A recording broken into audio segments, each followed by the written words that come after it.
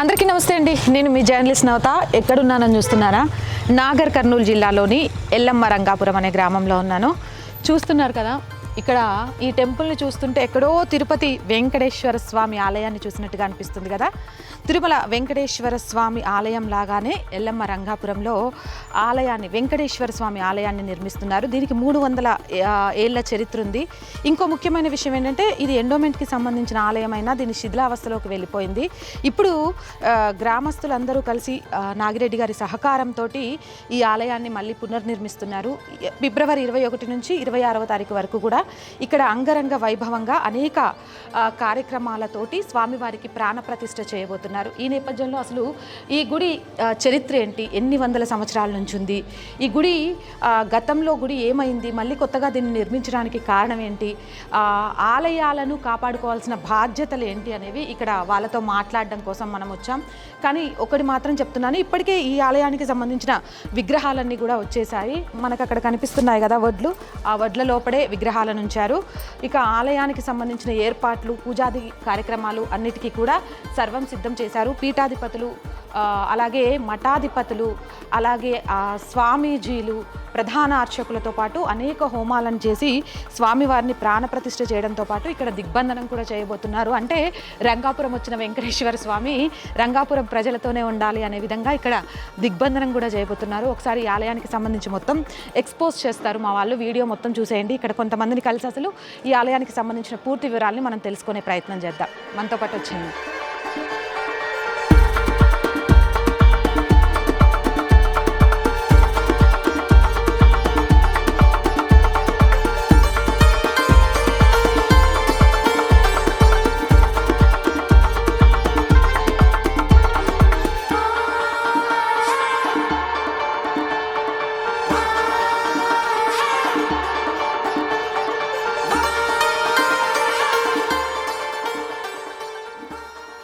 ఎవడు కూడా క్యా హై అని ప్రశ్నించకుండా సమాధానం చెప్పి ఏకీకృతంగా అధ్యక్షులై, ఆ తర్వాత శుభస్వీకారంగా మన గ్రామంలో రంగాపురమా అంతరంగాపురమా మన హృదయంలో ఉండబడేటువంటి రంగనాథ స్వామికి నిలయమైన ఆలయం రంగనాథాలయం.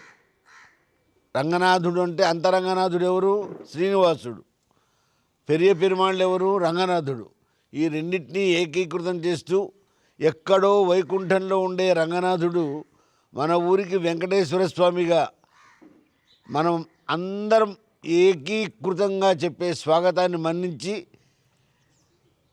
వైకుంఠం నుంచి తిరుపతి వచ్చాడు కలియుగం ఆదిలో.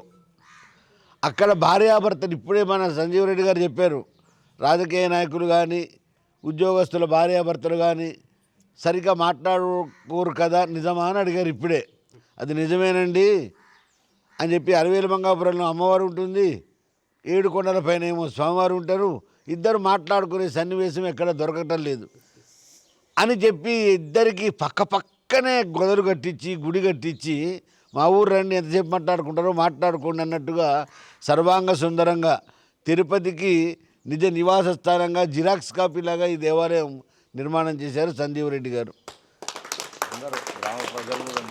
అయ్యో, సంజీవ్ రెడ్డి గారు నిర్మాణం చేశారు.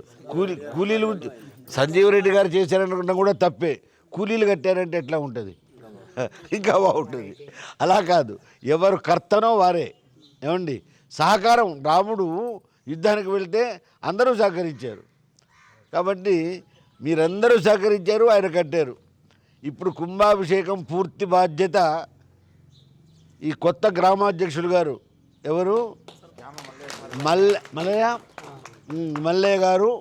వారు స్వీయ నిర్వహణలో, స్వీయ ఖర్చులో నిర్వహణ చేస్తారు ఇప్పుడు ఈ ప్రతిష్ట మొత్తం అని కొందరు అనుకుంటున్నాను, నేను కాదు. కాబట్టి ఏదైనా సరే అందరూ ఎవరైనా సరే ధనశక్తి కావచ్చు, ధాన్యశక్తి కావచ్చు, ఇచ్ఛాశక్తి కావచ్చు, క్రియాశక్తి కావచ్చు, దైవశక్తి కావచ్చు, శ్రమశక్తి కావచ్చు, మనోశక్తి కావచ్చు, ఎవరికి ఏది బాగా కలిగితే దాన్ని కొంచెం భగవంతుడికి ఇవ్వండి. భగవంతుడికి కొంచెం ఇవ్వండి. ధనం ఇస్తే ధనం ఇవ్వండి, ధాన్యం ఇస్తే ధాన్యం ఇవ్వండి, మనసు ఇస్తే మనసునే ఇవ్వండి. అన్నిటికంటే మనసే ప్రధానత. కాబట్టి ఆ మనసు ఒక్కటి ఆయనకి ఇచ్చేసేయండి. సరేనయ్యా. స్వస్తి శ్రీ చాంద్రమాన శ్రీ విశ్వావసునామ సంవత్సర ఫాల్గుణ శుద్ధ పంచమి శనివారం తేదీ 21/2/26 మొదలు 26/2/2026 గురువారం వరకు పాల్గొన శుద్ధ దశమి వరకు ప్రాణప్రతిష్ఠా మహోత్సవములు నిర్వహింపబడును. అయ్యా, ముహూర్తానికి స్వాగతం చెప్పండి. ఇక ఈ కార్యక్రమం ఎవరు చేస్తున్నారో చూస్తేనే తెలుస్తుంది కదా. అయిపోయింది అయ్యా. ఇక కార్యక్రమ వివరాలు 21/2/26 శనివారం సాయంత్రం 5 గంటలకు అంకురార్పణ, మహాకుంభ స్థాపన, ఋత్వికరణము, మృత్సంగ్రహణము, అంకురారోపణ అనేటువంటి కార్యక్రమాలు జరుగుతాయి. ఆ రోజు సాయంత్రం 22 ఉదయం ఆదివారం యాగశాల ప్రవేశము, మూర్తి కుంభ ఆవాహన, మృత్తికాదివాసము ఉదయం జరుగుతాయి. సాయంత్రం విష్ణు సహస్రనామ పారాయణము, స్థాపనాయంత్రమును, క్షీరతర్పణములు.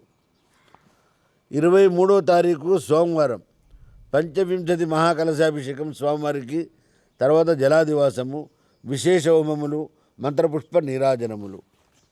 సాయంత్రం మళ్ళీ యథాక్రమంగా పూజలు, హోమాలు, జపాలు జరుగుతాయి. తర్వాత 24వ తారీఖు మంగళవారం 81 కలశాలతోటి అభిషేకం, నిత్య పూజా కార్యక్రమాలు. సాయంత్రం ధాన్యాదివాసము, విశేష హోమాలు. ఆ రోజు హంపి పీఠాధిపతి జగద్గురు శంకరాచార్య స్వామి హంపి విరూపాక్ష విద్యారణ్య మహాసంస్థాన పీఠాధీశ్వరులు శ్రీ శ్రీ శ్రీ విద్యారణ్య భారతి స్వామీజీ గారిచే ప్రవచనం ఉంటుంది. అలాంటి స్వామీజీలు వేంచేస్తున్నారు. తర్వాత 25వ తారీఖు స్వామివారికి 100 కలశాలతోటి మొట్టమొదటిసారిగా అభిషేకం జరుగుతుంది. సాయంత్రం జీవన్యాసము, తత్వన్యాసము, ఫలపుష్ప శయ్యాదివాసాలు, ప్రాణప్రతిష్ఠా హోమం జరుగుతుంది స్వామికి. ఇక 28/2/26 గురువారము 26 ఆ రోజు మహాపూర్ణాహుతి, రత్నన్యాసము, స్వామి అష్టదిగ్బంధనం. ఇక మా ఊళ్ళోనే ఉండయ్యా, పని అయిపోయిందని వెళ్ళిపోకు, కలియుగాంతం వరకు మా ఊళ్ళోనే ఉండాలి, మీరు మమ్మల్ని రక్షించాలి అనేది వేదోక్తంగా అష్టబంధనం ఉంటుంది. ఆ అష్టబంధనాన్ని కూడా స్వామి కదలకుండా శ్రేణి బంధనం చేస్తారు. తర్వాత ప్రతిష్ట జరుగుతుంది. పద్మావతి సమేత వెంకటేశ్వర స్వామి ప్రాణప్రతిష్ఠ, మహాకుంభాభిషేకము, శాంతి కళ్యాణము జరుగుతుంది. ఈ కళ్యాణానికి ఆదిత్య వరాశ్రీ స్వామి అమ్మక్షేత్రము పీఠాధిపతులు మరియు శ్రీ శ్రీ శ్రీ పంచమ సిద్ధలింగ మహాస్వామి పశ్చిమాద్రి సంస్థాన విముక్త కంఠగార్ల ఆధ్వర్యంలో జరుగుతుంది. సాయంత్రం స్వామివారి పల్లకి సేవ, ఊరేగింపు కార్యక్రమ పరిసమాప్తి. ఇక సాంస్కృతిక కార్యక్రమాలు ప్రతిరోజు రాత్రి 7 గంటలకు దేవాలయ ప్రాంగణంలో భజన కార్యక్రమం నిర్వహింపబడును. మహావైభవంగా జరిపించడానికి మీరందరూ మరి ఈ రోజు నుంచే దీక్షా కంకణ బద్దులు కావాలనగా మనం చేస్తున్నాం. అందరూ కూడా సహకరిస్తారని చెప్పారు. అమ్మగారు కూడా అంగీకరించారు. ఏమైనా తక్కువైతే వారు కూడా చూసుకుంటారు. ఆ చిరునవ్వు బలంతో మనందరం కార్యక్రమం దిగ్విజయం చేద్దాం. వేయడం యుద్ధం చేస్తుంది. ఆ యుద్ధంలో అది గొప్ప. నా పేరు నవత అండి. నేను జర్నలిస్ట్ని. 6 ఇయర్స్ శాటిలైట్ ఛానల్స్లో వర్క్ చేశాను. తర్వాత ఓన్గా నాకు నేను నిలబడాలి అని వాయిస్ అనే ఒక యూట్యూబ్ ఛానల్ అయోధ్యలో రాములవారి విగ్రహ ప్రతిష్ఠ జరిగిన రోజు స్టార్ట్ చేశాను. 2 ఇయర్స్ అవుతుంది ఛానల్ స్టార్ట్ చేసి. 2 విషయాలు చెప్తాను నేను. ఒకటి, చాలామందికి ఇక్కడ కూర్చున్న వాళ్ళకి లేదా మీ పిల్లలకి వచ్చే క్వశ్చన్ ఏంటంటే, దేవుడు సర్వాంతర్యామి కదా, గుడికి ఎందుకు వెళ్ళాలి అనేది బాగా వస్తుంది క్వశ్చన్. మన బాడీలో ఫేస్ మనదే, కానీ మనం చూసుకోవాలంటే ఏం కావాలి? మన ముఖాన్ని మనం చూసుకుంటామా? ఎలా చూస్తాం? అర్థం కావాలి. మనలో ఉన్న దైవత్వాన్ని చూడాలి అంటే కూడా దానికి ప్రతీక కావాలి. అదే ఆలయంలో ఉండే స్వామివారి ప్రతిష్ట. అండ్ కాబట్టి మీరు తినే ముందు, మీరు తిన్నా తినకపోయినా పర్లేదు, ఈరోజు ఈ గుడి కట్టించడం గొప్పతనం కాదండి.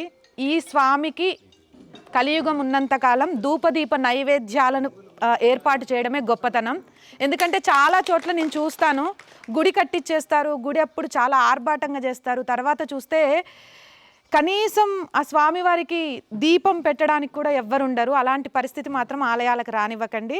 అండ్ మూడవది చాలా ముఖ్యమైనది, ఎవరికైనా ఈ విషయంలో కోపం వస్తే క్షమించండి, కొబ్బరి బోండాల దగ్గర నుంచి పూల దగ్గర నుంచి హిందువులై మాత్రమే ఈ గుడికి రావాలి, వేరే వాళ్ళ దగ్గర తీసుకోవద్దు. ఇది సీరియస్గా చెప్తున్నా. ఇక్కడ షాప్స్ ఇచ్చినా కూడా హిందువులకు ఇవ్వండి, వాళ్ళే పెట్టుకోవాలి. ఒక గుడి వల్ల లాభం పొందితే ఒక హిందువే పొందాలి. ఎందుకంటే అది నా స్వార్థం అనుకోండి, నేను ఒక హిందువును కాబట్టి, హిందువులంతా నా సోదరిమణులే కాబట్టి వాళ్ళు ఆర్థికంగా ఉండాలి, హిందువుల ద్వారా వచ్చే డబ్బులు వాళ్ళకే వెళ్ళాలి. అండ్ నెంబర్ 4, ఇందాకే ఈ ప్రతిష్ట మొత్తం అయిపోయాక మనం మాంసాహార వంటల గురించి మాట్లాడారు. ఎక్కడ హలాల్ మాంసం కొనకండి, జట్కా పద్ధతిలో మీ వాళ్ళతో చేయించి ఆ మాంసాన్ని కొనండి. ఇవి నేను ఎక్కడికి వెళ్ళాలనుకున్నా చెప్పాలనుకున్న విషయాలు. అండ్ అర్చకులకు చెప్పేది, మీరు ఎలాగో ఇక్కడ ఒక బుక్ పెడతారు కదండి, ఆ బుక్తో పాటు ఇంకొక బుక్ పెట్టండి. ఆ బుక్లో ఈ ఊర్లో ఉన్న కార్పెంటర్ పేరు, ఆయన ఫోన్ నెంబరు, ఈ ఊర్లో ఉన్న ఎలక్ట్రీషియన్ పేరు, ఆయన ఫోన్ నెంబరు, అలా రాయండి. చుట్టుపక్కల ఎవరికైనా, ఎందుకంటే ఈ మధ్యకాలంలో హిందూతో వర్క్ చేయించుకోవడానికే ప్రతి కుటుంబం వాళ్ళు ఇష్టపడుతున్నారు. ఎందుకంటే బంగ్లాదేశ్ నుంచి ఇటు నుంచి రోహింగ్యాలు వస్తున్నారనే భయంతో. కాబట్టి మీరు ఒక అనౌన్స్మెంట్ చేయండి, ఇంటికి సంబంధించిన ఏ పనులు కావాలన్నా సరే మా దగ్గర వాళ్ళ పేర్లు ఫోన్ నెంబర్స్ ఉంటాయని. దాని ద్వారా అవసరం ఉన్న వాళ్ళు ఈ గుడికి వస్తారు, అవకాశం దొరుకుతుంది అని ఈ గుడికి వస్తారు, లాభపడ్డ వాళ్ళు ఈ గుడికి ఏదో చేస్తారు. దాని ద్వారా ఈ గుడి రోజు రోజుకి అభివృద్ధి చెందుతూ ఉంటుంది. ఈ ఒక్క విషయాన్ని నేను చెప్పాలనుకున్నాను. మళ్ళీ చెప్తున్నాను, హిందూ బాయి. ఆలయాలు హిందువుల సొత్తు, ఆలయాల్ని కాపాడుకోవడం మన హక్కు. అలాగే ఆలయాల ద్వారా వచ్చే ప్రతిదీ అనుభవించడం కూడా మన బాధ్యతే. హక్కుని బాధ్యతని కాపాడుకుందాం. చాలా చక్కగా చెప్పారు.